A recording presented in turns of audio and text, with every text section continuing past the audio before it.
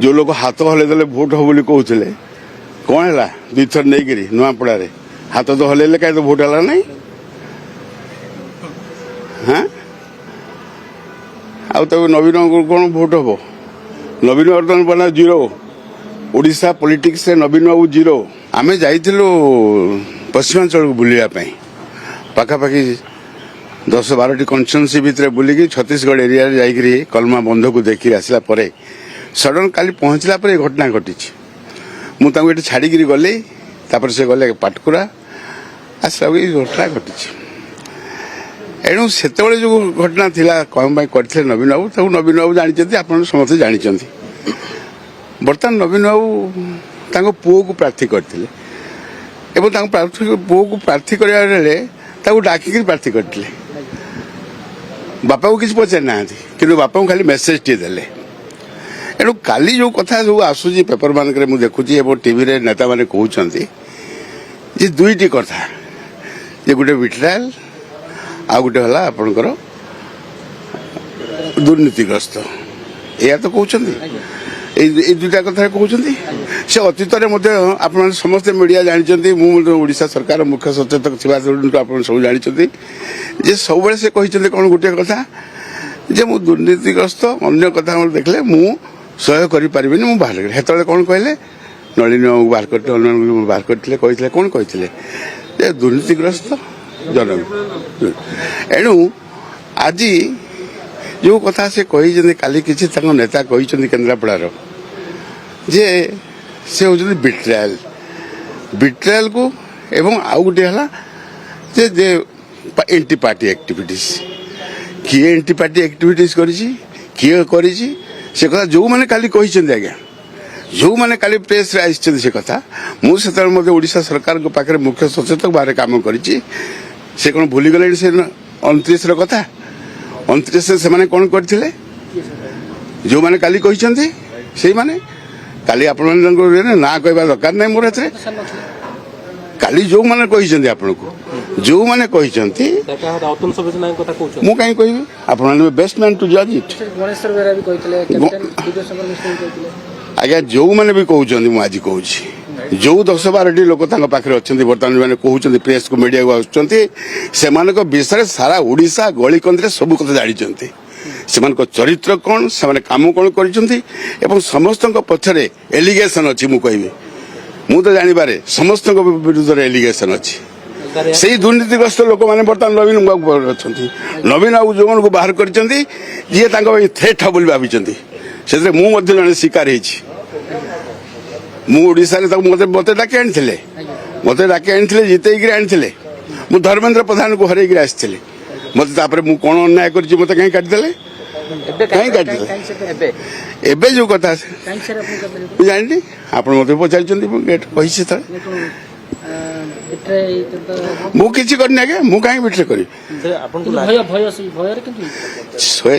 Neat and clean जो माने राज्यर नेतृत्व नहीं पारिबे तांको सीधा ऑफिसर मान को खातिर करेंगे नहीं नेता सहित सीधा चैलेंज करेंगे से परी लोक को नवीन बाबू रखा चाहती ना से कथा भी नवीन बाबू मुझे निजे कही हारीगला जे आपण पार्टी को ठीक भाव तैयारी करंतु लोक जनसमर्थन आप पाखे अच्छी बर्तमान विजय महापात्र जो भाव एक्टिव होचंदी ओडिशा बुलुचंदी याकू नवीन कोन कोडी डर हमें आज नुहे आज की 2 वर्ष है विजय महापात्र सहित आम सारा ओडिशा बुलुचु एवं एथर आप जातु आपंकर बंधु मैंने अच्छा संबलपुर टीवी अन्य डिफरेन्ट अच्छा कौ प्रकार जन समर्थन आम पाइचु सर अरविंद महापात्र बाहर पछरे अर्तन सबेज नायक हाथ षडयंत्र अछि मु कहि परिबि आज्ञा मु बिल्कुल कहि जोड़ा न जानि मु कहि परिबि किंतु जो माने काली कहिले जे बिट्रेल एवं दुर्नीतिग्रस्त अतीत से कौन करथिले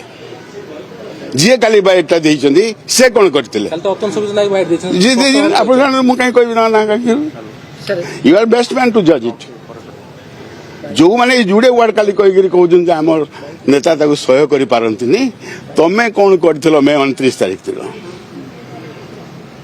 किए थिला से दिन जो माने आज अछन से जगह रे से समस्त से पेरिमन पार आमे नथिलु ନବୀନ ବାବୁଙ୍କ ଚାରି ପାଖରେ ବିଶ୍ୱାସଘାତ ମାନେ ଅଛନ୍ତି। ପୁରା ବିଶ୍ୱାସଘାତ ଏବଂ ସମସ୍ତେ ହଉଛନ୍ତି ଯେଉଁମାନଙ୍କର ବ୍ୟାକବୋନ୍ ନାହିଁ, ଦ ବ୍ୟାକବୋନଲେସ୍ ପିପୁଲ, सर विश्वास ଦେ ହାଭ୍ ନୋ ବ୍ୟାକବୋନ୍। विश्वासघात लोक ଏବେ କାଇଁ ବିସର୍ଜନ କହିଲେ ଏତେ ବିଶ୍ୱସ୍ତ କେମିତି ହେଲେ ବିଶ୍ୱାସଘାତ ଲୋକ? ବିଶ୍ୱାସଘାତ କରିଥିଲେ ଏତେ ବିଶ୍ୱସ୍ତ କେମିତି ହେଲେ? ସେମାନଙ୍କୁ ବିଶ୍ୱାସ କଲେ ନବୀନ ବାବୁଙ୍କୁ ପଚାରିଲେ ଏଇଟା ଆପଣ କହିପାରିବେ, ସେଟା କାହିଁ ବିଶ୍ୱସ୍ତ ହେଇପାରିଲେ ମୋତେ? ମୁଁ ତାଙ୍କ ବିଷୟରେ କିଛି କହିପାରିବିନି। ମୁଁ ଯାହା ଶୁଣିଛି ମୁଁ ଆପଣଙ୍କୁ ସେଇ କଥା କହିଲି।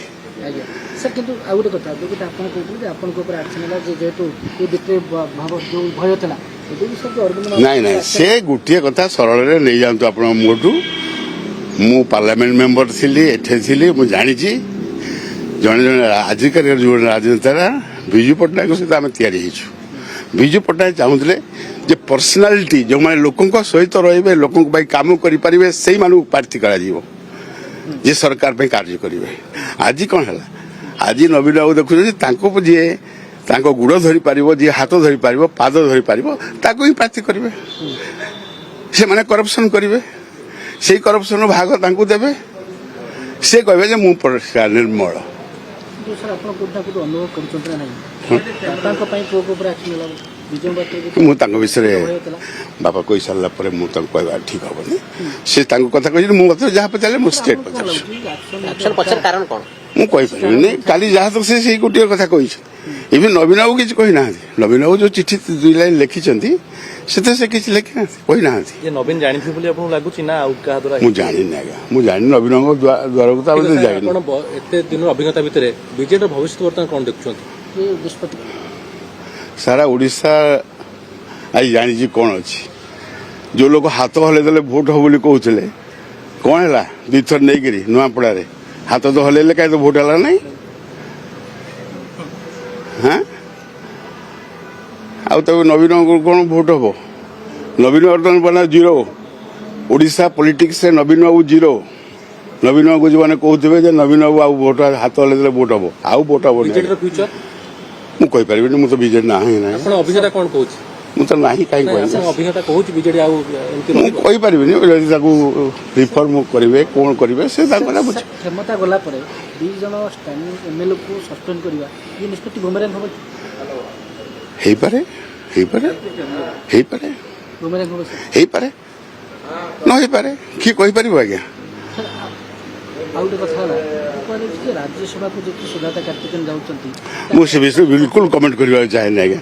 ରାଜ୍ୟସଭା ଉପରେ ମୁଁ କିଛି କହିପାରିବିନି। କିନ୍ତୁ ସୁଜାତା କ୍ରସ୍ ଭୋଟିଂ ଡର ନବୀନକୁ ଆଜି ବି ରହିଛି। କ୍ରସ୍ ଭୋଟିଂ ଡର ପୂର୍ବରୁ ଯେମିତି କ୍ରସ୍ ଭୋଟିଂକୁ ନବୀନ ଭୟ କରୁଥିଲେ,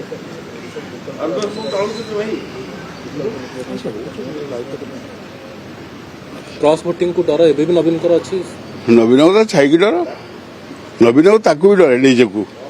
ବିଜୟ ମହାପାତ୍ର ଭୟ ଥିଲା ମୁଁ କହିପାରିବିନି, ମୁଁ କହିପାରିବିନି।